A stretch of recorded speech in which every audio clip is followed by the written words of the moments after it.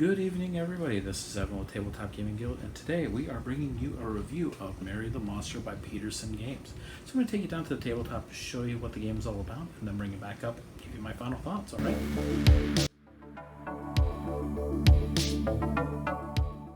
So this is Marry the Monster, and right here down on the tabletop, here is the main board here, and in this game you are one of 5 dukes in the land here, and last year, the Fashion, this guy, entered the land and is wreaking havoc amongst everybody here. So, the Blue Wizard has come and came up with a plan to get rid of this guy. And the plan is, the reason he is causing a muck is because he is lonely. So, the Blue Wizard's plan is, if you can be the first one to get to 45 points here, which is representative of how powerful you're representing the area, and if you can build 3 towers, which we'll go over what the towers are, you're able to complete the necessary spell that can get this guy a mate, and he won't be so dangerous anymore, and then you can claim all the glory for actually defeating this. You've sent armies and whatnot, and he's always defeated them, so through the strength, not going to work. The only way, make him happy by finding him a mate. So, how does that work? Well, this guy here always starts in the middle here. That's where he's going to be, and you're actually going to build up the area around here on your turn. So I'm going to take him off the board, and I'm going to explain a little bit about what's going on over here. So we're going to start over here. So this is the score track. What's really nice about this game is the game has a definite end to it. You're always going to gain points through the game. We're going to go over how you gain points to that. But you're going to follow the score track up through 45, and then you have your little markers here that keep track of your score. Once you hit to 45, you're actually going to start back down there again and work your way up. And there are certain things that are going to happen when you hit the various points on here, little reminders of what they are. But we'll go over that here in a minute. So the components that are into this game is you have cards here, and then you have your little buildings. So I'm going to break down the turn here for you, and then as we go through the turn, we'll go over the different components as they come up. So this game plays 3 to 5 people, so you need at least 3 to go. So I just kind of set three tokens out there, 3 different colors. There's up to 5 colors in this game. But on the turn, the first thing you're going to do is you're going to gain points. How you gain points is wherever you have a building, you see the numbers here, 1, 2, 3, and 5. So wherever you have a building here, helps if I grab the right colors, say you have like that. You're just going to look at what your buildings are. It doesn't matter if it's 1 or if it's 2 or 3 on there. Whatever square that you're occupying at that time, you count up. So I have 1, 2, 3, 4, 5, 6. So I would automatically get 6 points there. So I would take my token, move it up to 6. First turn, you're not going to have anything because you don't have anything out. But every turn, you're going to count up what you have, and you're going to move your points up accordingly. Now, as you gain points, as I mentioned, there's little things over here. So as soon as you unlock those things, you're going to actually have to follow along with what this does. But we'll circle back to those. So the next part of the game is you're going to draw a card. So in your hand, you're going to have these cards here. These cards are the main way that the game actually works. So there's 3 main cards here. You have Build, Fortify, and Stomp. So those are the only 3 cards that are actually in this entire deck. And you get a lot of the cards here. So you're going to build your hand up with that. And then once you get later into the turn here, you actually play these cards here. But you're going to keep these in your hand, and then you're going to kind of take a look at what you have and determine what you want to play. So we'll go over that here in a minute. I'm just going to set these to the side. Okay, I'm going to put this guy back on the board for right now. He always starts here on number 5 at the beginning of the game. So that was turn 2, or part 2 of your turn was draw cards. So number 3, you're going to build free houses. So at the beginning of the game, you can build up to, or you can build, not up to, but you build 3 homes, and you get to do it for free. So you just pick where you want to go. So if I want to do that, that, and that, I can do that. You can place them anywhere. As long as the space is open, you're free to go. I'll move him off the board. So place them wherever. You don't get points for those right now. Remember, it's when it comes back to your turn, that's where you'll start to gain points. Now your placement is going to be very important, because on the next part of the phase here is going to be step 4, and that's where you're actually going to move this guy, and you're going to be playing those cards. So we're going to come back here and grab our 3 cards here.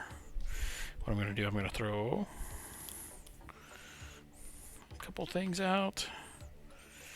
We'll do that. We'll throw some, so let's say we got a little further into the game here.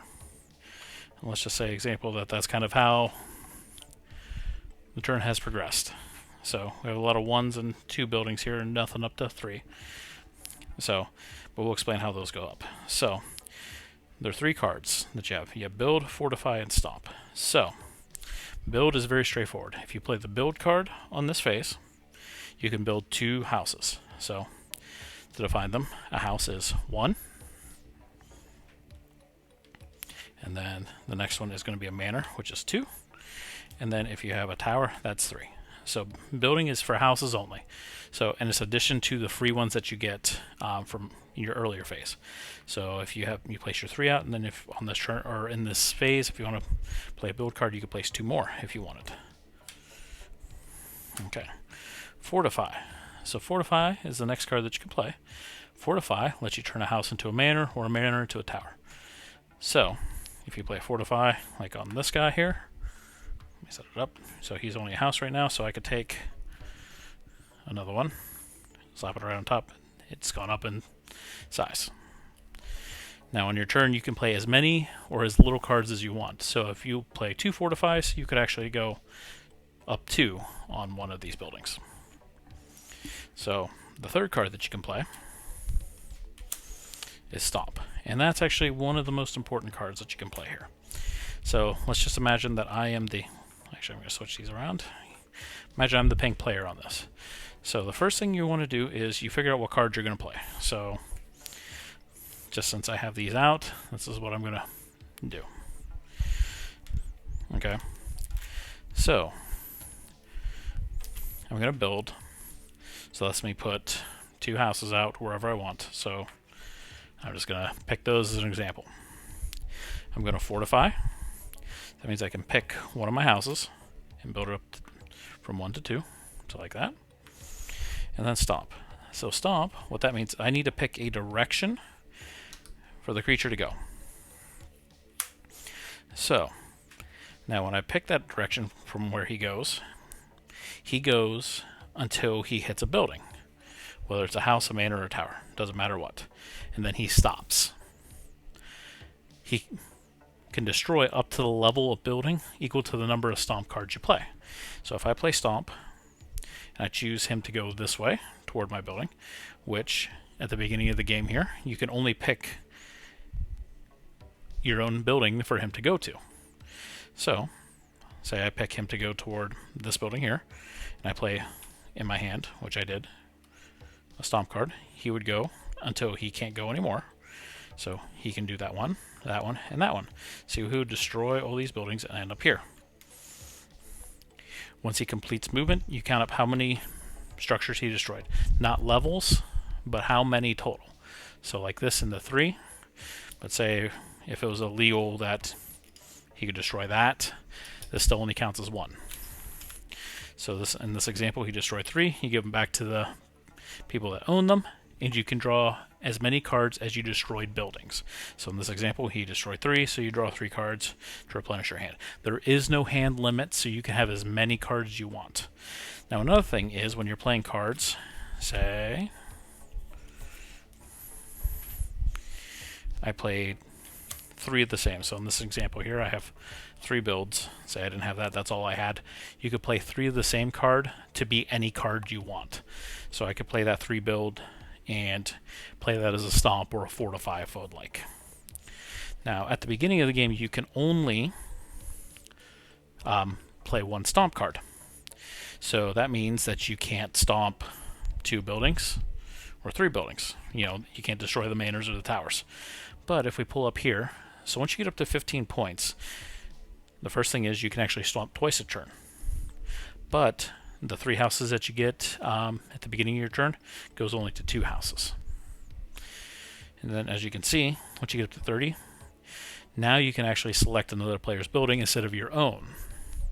But you also trade that from, instead of getting now 2 houses, you only go down to 1 houses. When you get to 45 points, if you get 3 towers and you're at 45 points or more, you win the game. Now this game also is unique in the fact that it doesn't at end of turn check win condition. It is at any point that you have 3 towers and 45 or more points. Also, when you get to 45 here, so 45 plus 15, 60, 75, 90, but at 60, you automatically get 1 free tower, so you get to place a tower, the 3 building, anywhere on the board. Same way with here, you get 2 towers. If you get to 90 points, if your game's still going 90 points, it's just the game is over. This game is ever progressing with the points, so it's going to keep on going, and there's a definite clear ending here. So that's actually really the game. So you need to be strategic on how you're going to actually put these buildings out. You want to make sure you fortify them up as you go, and you have to watch how people are going, and you want to kind of not leave your guy to places where it's going to be hard to get him to back out, because moving on to the hex, if you ever used hexes for movement, it's kind of tricky that you have to navigate him certain ways to go. So let me bring you up from the tabletop and give you some final thoughts about this game. So back up here from the tabletop here, so Marry the Monster here by Peterson Games. So an abstract game like this, it's actually really, really neat. So there's a lot of things you have to keep in mind as you're going. You got to think about the movement of the creature. You got to think on how I'm going to fortify my own buildings. But you have that limited resource too of, you know, playing the cards out of your hand to do the certain things each turn. And on top of that, you got to make sure that you're destroying the things too, so that you can replenish the cards. So there's a lot of give and take into that. Sometimes you're going to have to destroy your own things, sacrifice points on the short term so you can get the cards that you need for later turns. It's a very fun balancing act, and I think I really like that. So for such a theme game that you're kind of like, oh, this is going to be cartoony and not, you know, not a lot to it, there actually is a lot more than you think going into this game. Keep it in mind when you're thinking about this game and you want to give it a try. I think you're going to be pleasantly surprised. Grab the piece here. So the component quality, you know, is really, really good. These plastic, you know, houses that go together, fantastic job on that. Everything on the boards, the cards, everything really good quality. I'll say the score tokens not really the best, and I don't know if it's just this copy, but you know, the one board is warping a little bit, but I don't know if it just happens to be this one copy or not. But overall, I would say the quality is really good. If you're kind of wanting a not too heavy thinky abstract game, this actually would really fit the bill for you. So I would say check this out. I really like it. I hope to get to the table a little bit more here to play. But until next time, this is Evan Tabletop Gaming Guild. And like, subscribe to our content here, and the more people that we have subscribe to us, the more content we can bring to you. All right, until later, have a good night, guys.